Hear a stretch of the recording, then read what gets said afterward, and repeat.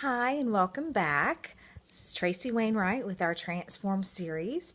And today I just wanted to share a real life example of how God is showing me things, I guess, over and over again as I'm working on the first book in the Transform series, The Transform Mind, talking a lot about our thoughts and how we can take captive our thoughts to obedience to Christ. And one of the things I talk about is how just because we take captive our thoughts and work on changing our thoughts or replacing our thoughts or making new thoughts doesn't mean that our feelings aren't real and don't need to be acknowledged. And so just had a small situation today that really brought that to light. Some friends and I have been planning for a while to go on a mission trip, and one of the friends came on board somewhere this fall. And so for several months, and we've had a couple of meetings and just did our fundraiser letter and sent it out with everybody's name on just 3 days ago, I think, and got a call this morning from one of our team members that she is not going to be able to go on our mission trip, that she feels like God is leading her in another direction and another opportunity came up.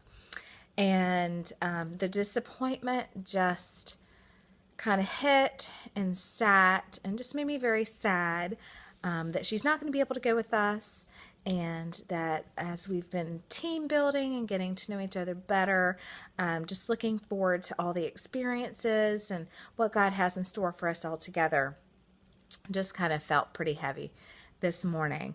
But almost immediately, God just said, I can get upset and I could even be angry. I could have very negative thoughts about, deserting the team and letting us down and not sticking to commitments and all these things. Or I can just trust that He is the one that's leading her to something else. And there's a reason that He has pulled her off our team and sent her in another direction. Doesn't change my feelings. I'm still just very disappointed. It's still very fresh, very sad that she's not going. But I don't have to let those negative feelings take me into a negative thought cycle.